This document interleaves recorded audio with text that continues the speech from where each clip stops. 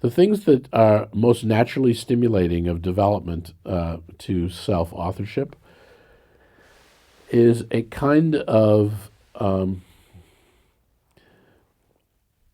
instructive unwillingness on the part of authority to answer all the questions and provide all the solutions, and to rather express a kind of faith or confidence in people's gradual ability to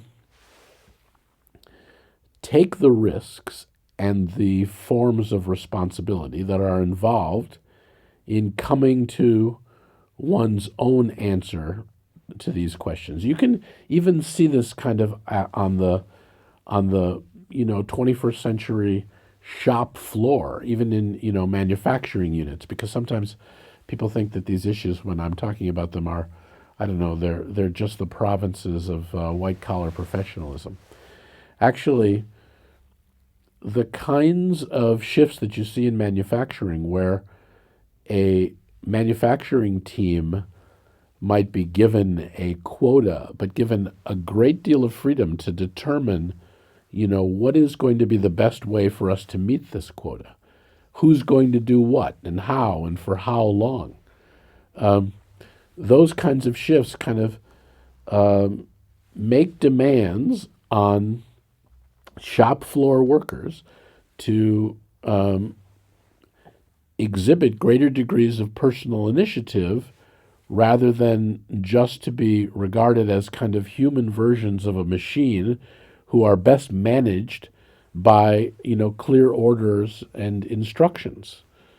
And teams, whether they're manufacturing teams at a shop floor, whether they're white collar professional teams, eventually do much better if they have the opportunities to express more of people's internal initiative.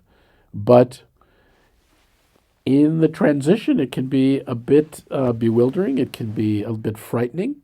There can be a desire, like in the Grand Inquisitor in the Brothers Karamazov, where the Grand Inquisitor says if you give people freedom, they'll eventually come back and lay it at your feet and just say, please just give me orders and give me bread. I don't want my freedom.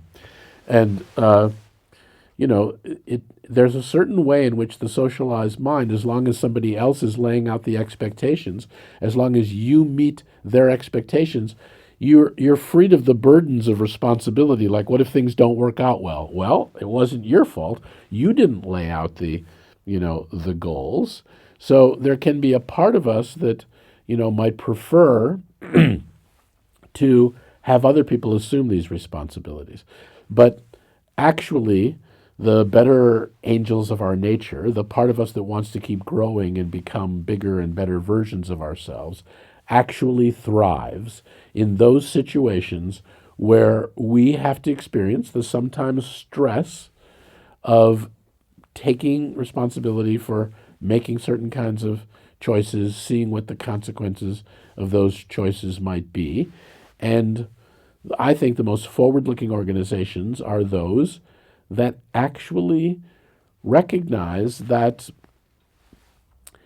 a good organization in a certain way needs to be a kind of good school, a place for the learning of adults to support their development, whether that organization is a manufacturing company or a financial services company or a pharmaceutical company or whatever it is.